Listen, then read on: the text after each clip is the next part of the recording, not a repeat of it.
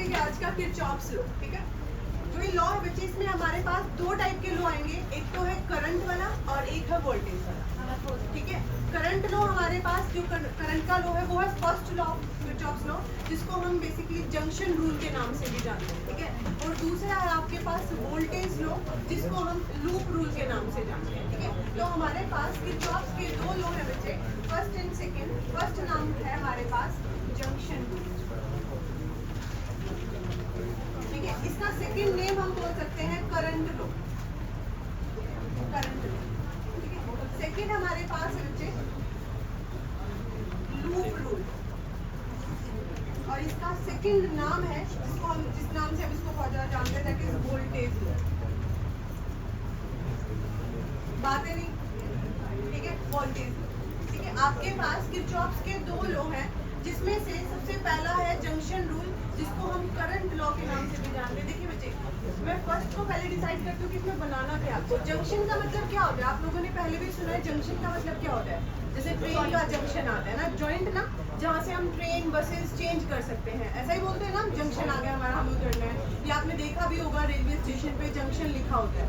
तो जंक्शन का मतलब बेसिक क्या है हमारे पास, जहाँ से कनेक्शन स्टार्ट होता है ना। तो जंक्शन में यहाँ पे भी क्या होगा बच्चे आपके पास, जैसे ये हमारे पास ये एक ऐसा पॉइंट है जहाँ से अगर हम एंटर करें और लीव करें तो ये पॉइंट क्या रहेगा, कॉमन रहेगा। जो पॉइंट कॉमन होता है ना बच्चे, उसी को हम क्या बोलते हैं, जंक्शन बोलते हैं। जो पॉइंट कॉमन होता है उसको क्या बोलते हैं हम, जंक्शन बोलते हैं, ठीक है। तो जंक्शन लॉ में क्या होगा कि टोटल जितना भी करंट है ना सर्किट के अंदर, टोटल जितना भी करंट है सर्किट के अंदर, उसका समेशन, उसका sum is equal to zero. Summation of total current is equal to zero. अब करंट कैसे जीरो, देखिए जो करंट अंदर आ रहा है बच्चे उसको हम पॉजिटिव में लेंगे, जो हमारे पास क्या कर रहा है, एंटर कर रहा है ना जंक्शन में, उसको हम क्या लेंगे, पॉजिटिव लेंगे। और जो करंट लीव कर रहा है वहां से, उसको हम क्या लेंगे, नेगेटिव, ठीक है।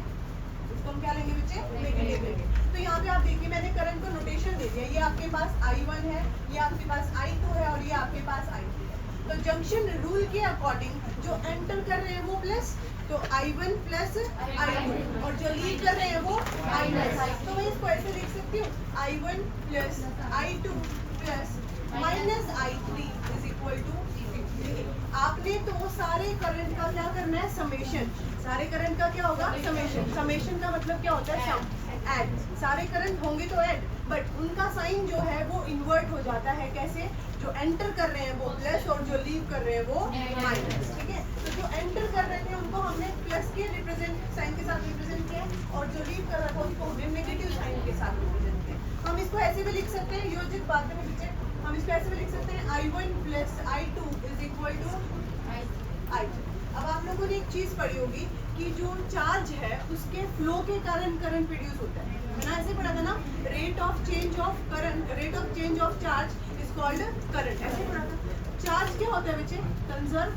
चार्ज क्या होता है, कंजर्व। जो करंट है ना बच्चे, वो भी हमारे पास क्या है यहाँ पे, कंजर्व। जितना हम इन करेंगे उतना ही क्या होगा, आउट। जितना इनपुट उतना ही आउटपुट। तो देखिए मैंने यहाँ पे I1 प्लस I2 जब एंटर कराया तो लीव कितना हुआ, I3। तो ये दोनों आपस में क्या है बच्चे, आपके इक्वल है। तो I1 plus I2 is equal to I3। This is your junction rule या करंट रूल, ठीक है, करंट हम बोल सकते हैं। तो इसको मैं रिप्रेजेंट कर सकती हूँ इस बात को, summation of I is equal to zero. Summation of I is equal to 0. The total sum of current in a junction is called junction law या junction rule. क्लियर है।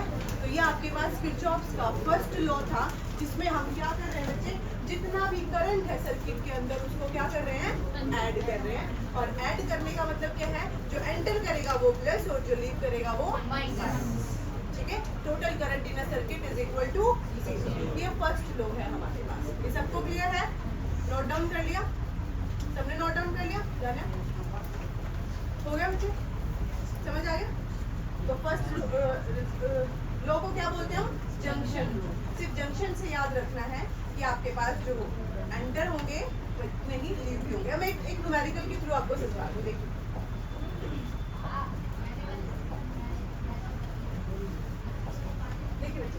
आपके पास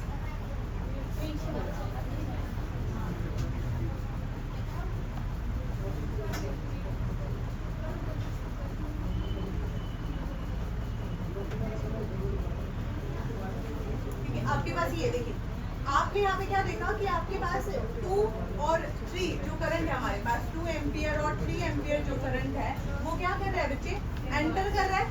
एंटर कर रहा है, जैसे फॉर एग्जाम्पल मैंने बोला यहाँ पे 5 एम्पियर करंट होगा, तो ये 5 एम्पियर फ्लो कर रहा है ना यहाँ पे, इस पूरे में 5 एम्पियर है ना, इस पॉइंट पे भी हमारे पास 5 एम्पियर है अभी तक तो। अच्छा, इसके बाद देखिए आपके पास एक करंट क्या कर रहा है, एंटर, और एक क्या कर रहा है, तो मुझे यहाँ पे जंक्शन रूल लगाना है, ठीक है। जंक्शन रूल के अकॉर्डिंग देखो इन दोनों पॉइंट के बीच में क्या कोई जंक्शन और है, तो ये दोनों पॉइंट सेम हुए ना, इन दोनों पॉइंट के बीच में कुछ है, कोई भी कनेक्शन, कोई भी पॉइंट नहीं है ना, तो ये दोनों पॉइंट क्या, अगर मैं इनको ज्वाइन कर दूं तो एक ही बात है, मतलब इस डायग्राम को अगर मैं कुछ इस तरीके से कंसीडर कर लूं, देखिए ये आपके पास एंटर था, ये भी एंटर हो रहा है, ये भी एंटर, और ये लीव, जो एंटर हो रहा है उसको 2 एम्पियर 3 एम्पियर 4 एम्पियर और लीव क्या कर रहा है 3 एम्पियर। इस डायग्राम को ऐसे हम कंसीडर कर सकते हैं। अब देखिए हमने ऐसे कंसीडर किया, अब जो एंटर हो रहा है वो क्या होता है, ऐड, तो 2 plus 3 plus 4 minus 3 is equal to, ये टोटल किसके इक्वल आ गया, करंट ना, तो हमारे पास कितना बना ये 10 5 और 9 9 माइनस कितना आ गया हमारे पास 6 एम्पियर करंट। मतलब इस पॉइंट ए पे कितना करंट प्रेजेंट है बच्चे, 6 एम्पियर। मतलब हमने टोटल जितने भी करंट थे उन सब का क्या कर दिया, समेशन कर दिया, सबको ऐड कर दिया। अब ऐड करने का एक ही रूल बताया था, जो एंटर कर रहे हैं वो सब प्लस और जो लीव कर रहा है वो माइनस इज इक्वल टू 0। तो टोटल करंट आपके पास कितना आ जाएगा 6 एम्पियर, ठीक है। आपका ये जो पहला जो रूल है ना बच्चे, इसकी हेल्प से हम सेकंड रूल के न्यूमेरिकल सॉल्व करेंगे। आपके पास पहला रूल से कोई क्वेश्चन नहीं पूछा जाता, देखिए बच्चे पहले रूल से कोई भी क्वेश्चन डायरेक्ट आपका किसी भी कॉम्पिटिटिव एग्जाम में नहीं पूछा जाता, बट इस पहले वाले रूल की हेल्प से हम सेकंड वाले में अप्लाई करके उसके क्वेश्चन सॉल्व कर सकते हैं। तो पहला रूल जो है सिर्फ जंक्शन के लिए, सिर्फ करंट की एडिशन के लिए हमें यूज करना है, दैट इज योर जंक्शन। इसके अलावा इसका यूज कहीं पे भी नहीं होगा। जो मेन आपके पास लॉ है, that law is called junction law, loop law, ठीक है, जो मेन है हमारे पास जहाँ से न्यूमेरिकल है, ठीक है। तो summation of i is equal to 0, but नहीं बच्चे इसका सम 0 आए ना, इट डजंट मैटर, इसका सम 0 आए, हाँ हम तो 6 एम्पियर ही लिखेंगे। हमें बोला गया है कि जितना करंट हमारे पास बनेगा ना वो इज इक्वल टू 0 है, मतलब एल्जेब्रिक सम जैसे हम लेते हैं ना वो इज इक्वल टू 0 है, ठीक है। हमने समेशन से रिप्रेजेंट करना है बस, क्लियर है सबको, क्लियर है। तो ये नहीं है कि आपका यहाँ पे 0 तो 0 आना चाहिए, नहीं ऐसा नहीं है कि किसी सर्किट में हमारे पास जितना इन और उतना आउट होने जरूरी नहीं है, ठीक है।